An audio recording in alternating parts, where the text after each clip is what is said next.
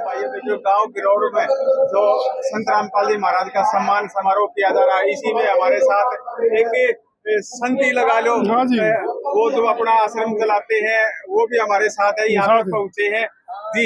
अपना पूरा परिचय बताइए जी। मेरा भाई नाम राजवीर सिंह देसवाल, गाँव खेड़का गुजर, जिला झज्जर, हरियाणा।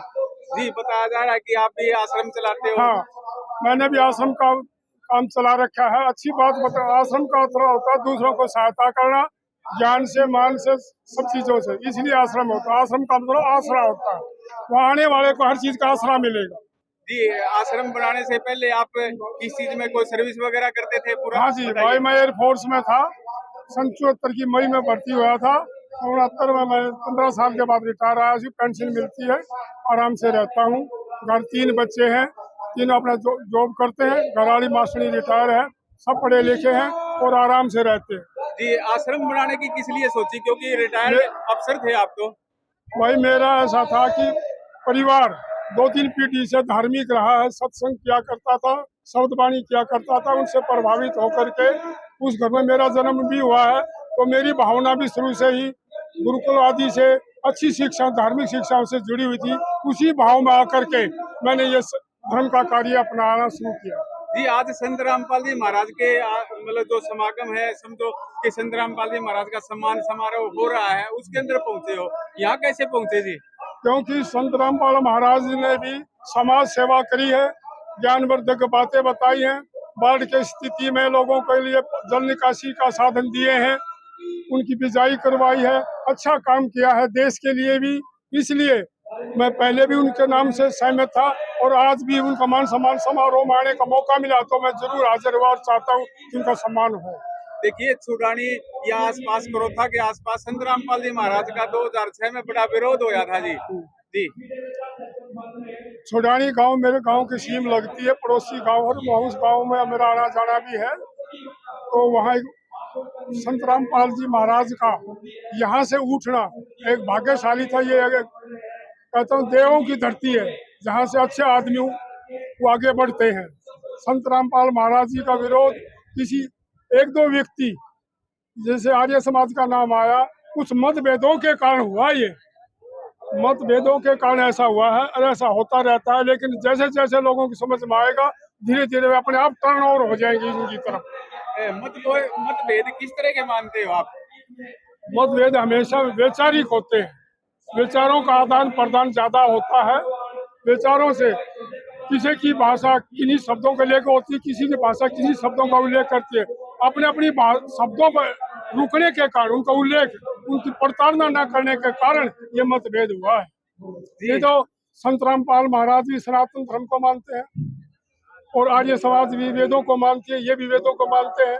तो मतभेद इतना हो कि अपनी अपनी व्याख्या के अनुरूप वही रुके रहने के कारण अगर ये दोनों की एक दूसरे की व्याख्या का सर्वेक्षण करते तो हो सकता है मतभेद इतना नहीं होता, और अब धीरे धीरे ये मिट भी रहा।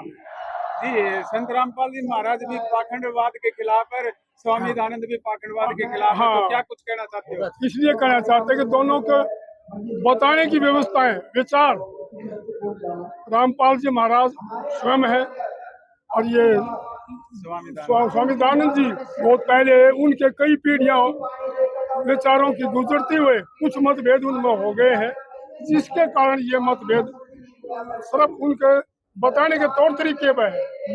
मान्यता वही है, लेकिन वे आपस में एक दूसरे के विचारों को समझ नहीं पा रहे, उनका सही उल्लेख नहीं कर पा रहे, इसलिए ये मतभेद है और ये धीरे धीरे मिट जाएगा। लोग समझ रहे हैं आप। जी, देखिए अब लगातार संत रामपाल जी महाराज का सम्मान समारोह हो रहा है, कई गांवों में हो रहा है, किसान कर रहे हैं। तो किस रूप में देखते हो आप? ये एक भगवान स्वरूप है जो इन समाज में गाँव और लोगों की मदद की है। इससे गांव के लोगों को भी, समाज को फायदा है और देश को भी फायदा है। इसमें बिजाई का कार्य अधिक हो पा, नहीं तो कम होता, उत्पादन कम होता। इसलिए देश समाज सभी के फायदे के लिए क्या, जो सबका फायदा करता है वो भगवान तुल्य होता है, इसलिए उनका समान होना चाहिए। जी, देखिए संत रामपाल जी महाराज फिर वही बात घूम फिर कर आती है कि एक जेल में बैठे हुए हैं और मदद कर रहे हैं लोग। तो किस नजरिए से देखते हो आप? जेल में रहना ना रहना ये एक देशव्यापी व्यवस्था है। उस व्यवस्था के अनुरूप कोई भी भाई किसी भी कारण ऐसा हो सकता है। बड़े बड़े भगवान कृष्ण भी जेल में रहे थे, पैदा हुए। ऐसे बहुत व्यवस्थाएं हो चुकी है। ये तो है एक देश की व्यवस्था, लेकिन समाज की व्यवस्था देश से ही बड़ी होती है। मैं ये कहता हूँ समाज पहले, जो समाज जिसको मानेगी वो सबसे सर्वप्रिय और सबका भगवान, सबकी ताकत होती है। देखिए, आप गांव में बैठते हो, गांव में रहते हो, आप उनसे लोग मिलते हैं। जी। संत रामपाल जी महाराज का बड़ा विरोध होता था, अब क्या नजरिया है ग्रामीणों का? अब नजरिया ये, जैसे जैसे इनके कार्य का प्रसार हो रहा है और ये करते जा रहे हैं, अपनी बगैर रुकावट के काम कर रहे हैं, इसलिए लोगों को अब समझ में आ रहा है कि सही रामपाल भगवान सही अपने अपने रास्ते पे ठीक है ये, इसलिए हमें इनका विरोध नहीं करना चाहिए, साथ जुड़ना चाहिए। ऐसा लोगों की भावना बनती जा रही है। देखिए, आप भी आश्रम चलाते हो, संत रामपाल जी महाराज भी आश्रम चलाते हैं, तो उसमें क्या भिन्नता है? भिन्नता कुछ नहीं है, सिर्फ स्थान अलग है। वे अपने स्थान पर चलाते हैं, मैं अपने स्थान पर चलाता हूँ, लेकिन भेद एक ही है।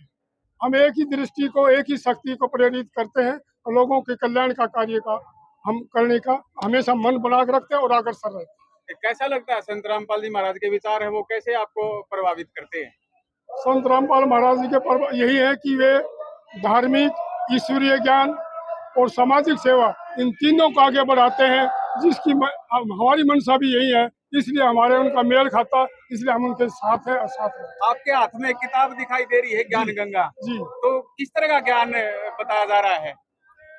भैया तो मैं इन्हें पढ़ने के बाद बताऊंगा। बाकी ये ज्ञान गंगा मत शब्दों से अर्थ लगाता हूँ कि जब ज्ञान और गंगा लिखी हुई है, ये दोनों आदरणीय है, तो इसमें जो लिखा होगा वो जरूर आदरणीय होगा।